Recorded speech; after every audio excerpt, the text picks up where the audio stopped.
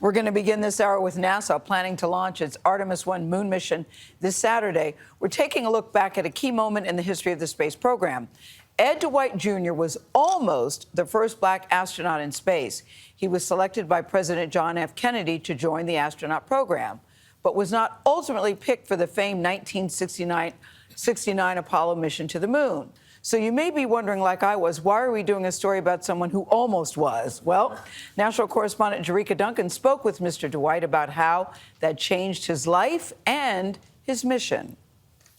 I sit down at the table over there to get it ready for casting. Inside 88-year-old Ed Dwight's art studio in Denver, Colorado, is a collection of stories told through the sculptures he creates. This is one of the Buffalo Soldiers. He was Corporal Clinton Greaves, and he was one of the 18 Medal of Honor winners during the Indian fighting days. But before Dwight became an artist dedicated to memorializing notable figures in black history, he had hopes of making history of his own in space. We choose to go to the moon in this decade and do the other things, not because they are easy, but because they are hard. When President John F. Kennedy decided to take one step for man, he also made plans to send the first black astronaut to the moon and thought Ed Dwight was a star. When I got this letter November the 4th, 1961, offering me this opportunity to be the first Negro astronaut, I thought these dudes were crazy. Why me? I mean, what in the world is this all about? You know, and I said no.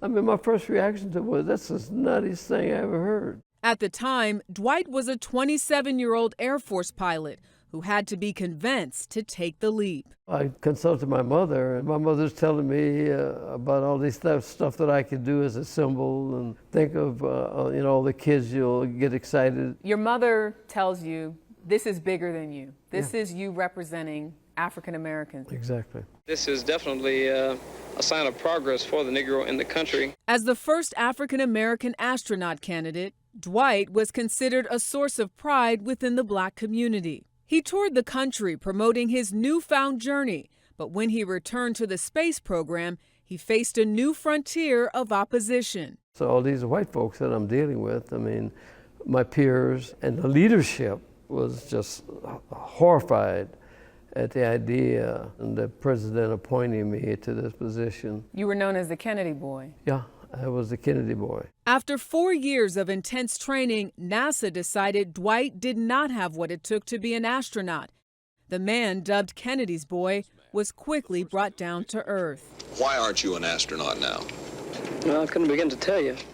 Astronaut dreams dashed, Dwight left the Air Force in 1966. He worked at IBM and started several businesses, including a construction company. Every evening I would go to each one of my sites, and all the copper and the steel and pieces of stuff that were left over, and I'd throw them in the back of my Mercedes, and I'd go home, and then I had to teach myself how to weld. One person who took note was his friend and Colorado's first black lieutenant governor, George Brown, who saw Dwight's work and encouraged him to pursue it seriously. George had been to one of my parties and saw this art in my house, and they wanted to do a sculpture of me for the Capitol. And I said, well, that's not what I do. And he says, you're going to become one of the famous sculptors in the United States of America when I get through with you.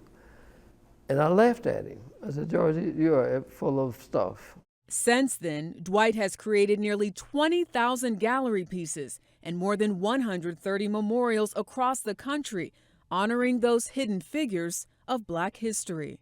I had never sculpted before. I was 45 years old like this. He says his favorite memorial is the one he did at the Texas State Capitol. 200 images of people on that Texas memorial, and they all have different personalities, and they all have different dreams, and I wanted to put that in their faces. A long way from space, these sculptures give us a better sense of the world in which we live. Had you been the first black astronaut into space? You know, I probably would have done the same thing that black guys did go into space. You know, that became the highlight of their life experience. Because I wouldn't have done anything, I probably wouldn't have done anything else. Does it still bother you today that you were not the first? That didn't bother me. It was a great opportunity, and all the little parts and pieces of everything you see in the studio and all those buildings down there, is a manifestation of what I learned in the years that I was in that program. What do you want your legacy to be? You know, the legacy I want is that I gave a damn. And that's it. A legacy sculpted by the history he's determined to preserve. For CBS Mornings, Jericka Duncan, Denver, Colorado. I like him a lot. I like that legacy as well. I like that I want that legacy one for too. me. Yeah. I was thinking, Mr. Dwight, we might steal that one. But I think it's so interesting. You know, they always say when one door closes, another one opens, because certainly he wouldn't be doing that. And No. he's really very good. Oprah often says, God can dream a bigger dream than you can dream for yourself. When you look at that, you see it's amazing. Yeah, when one door closes, the window opens. And he is incredibly talented as a sculptor. I mean, those figures are so realistic.